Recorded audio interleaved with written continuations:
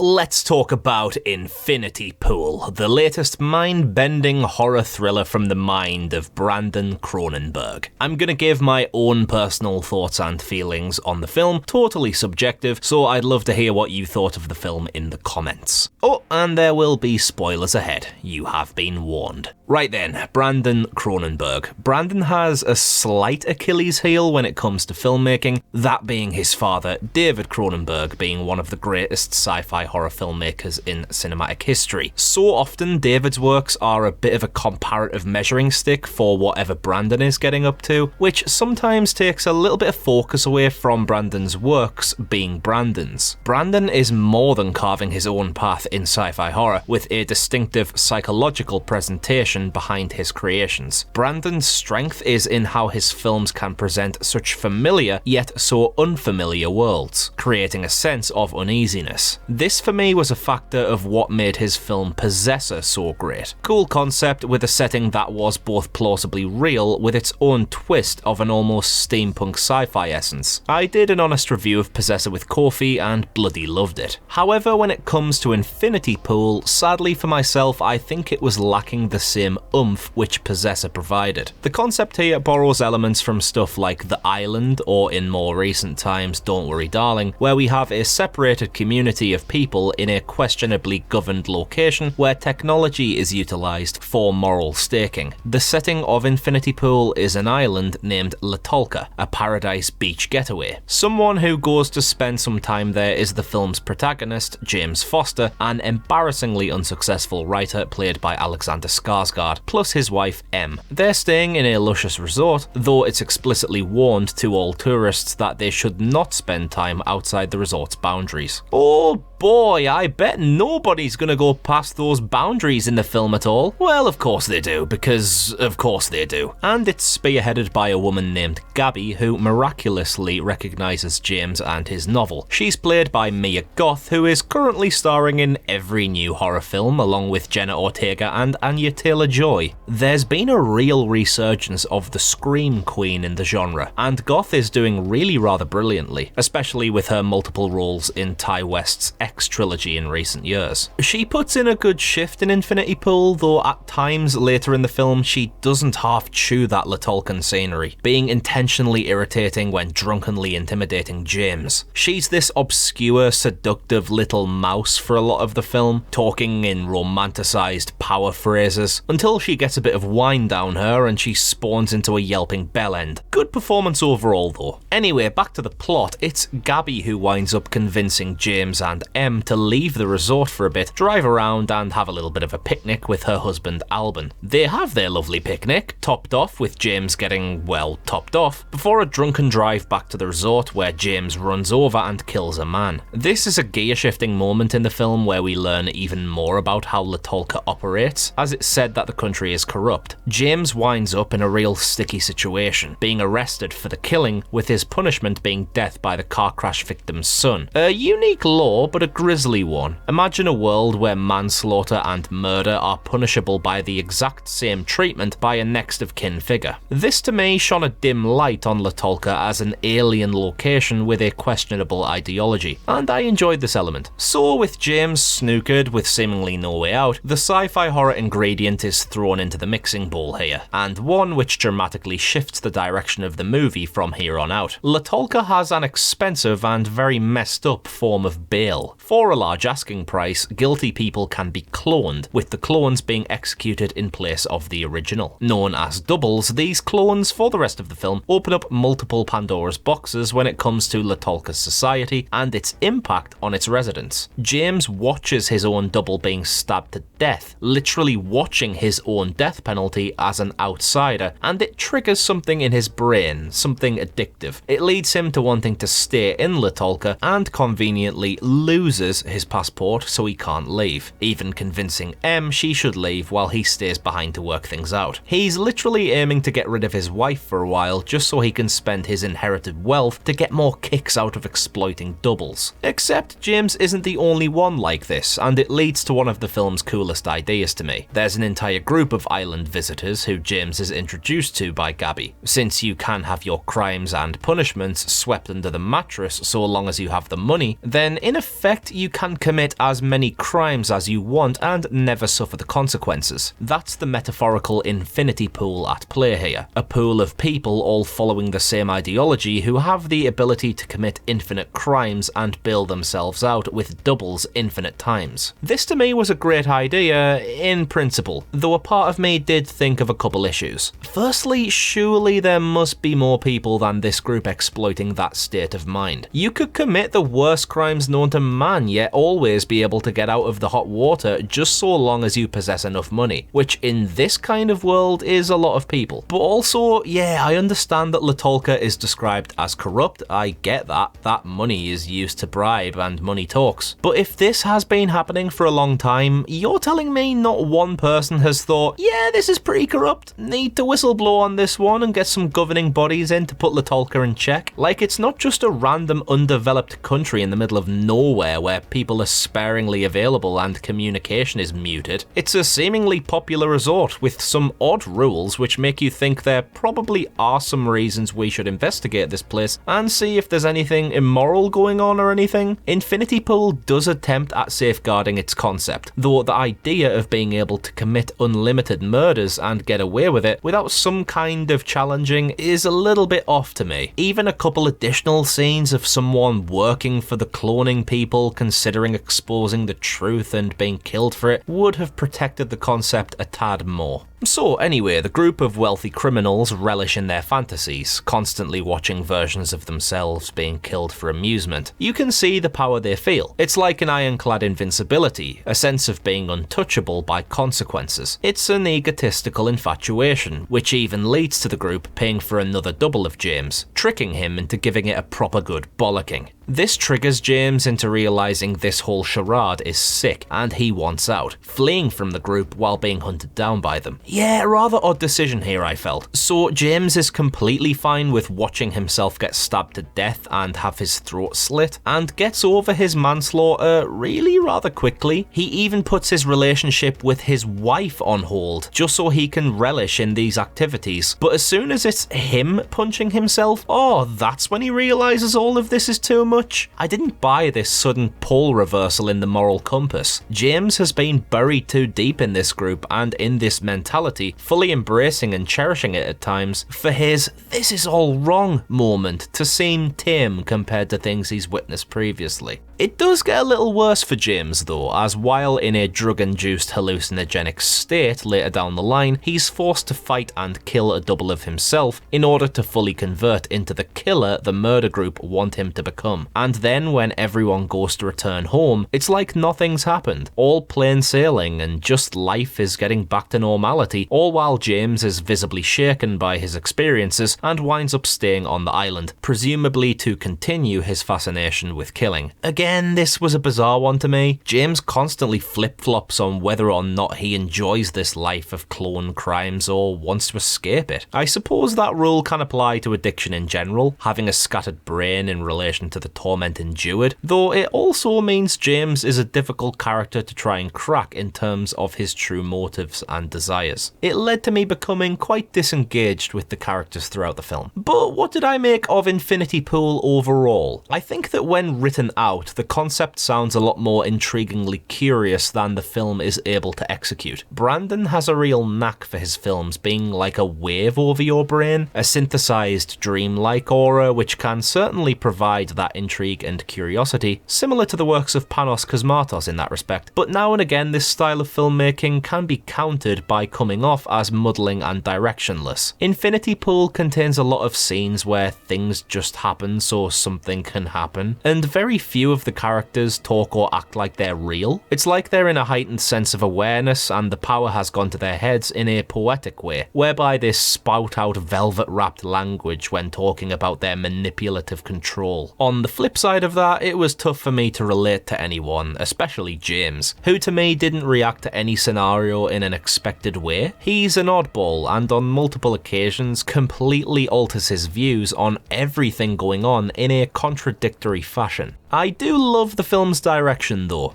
Interesting camera work, gorgeous splattering body horror in parts, beautiful location work, and Brandon utilizes his trademark illuminated vibrancy to his editing in the hallucination sequences. There's also some brilliant designs for the masks worn by the murder group, giving me vibes of the Twilight Zone episode The Masks, though these masks didn't offer much to the plot other than some temporary anonymity to the characters. Essentially, they looked sick for a while and that's about it. Pretty underutilized overall. Infinity Pool maybe was a victim to myself of how much I personally enjoyed Possessor, so perhaps I was expecting a one-up from that, which this one wasn't to me. There's some stuff to admire, some stuff that didn't quite resonate with me, and it didn't leave me with an impression where I wanted to pursue a second watch anytime soon. However, that's just my honest review of 2023's Infinity Pool. Why not share yours down with us below in the comments? Whether you agree or disagree, like or dislike, that's the power of subjectivity. I'm Connor from Unleash the Ghouls, and I'll see you next time. Or maybe it'll be my double. Cheers out.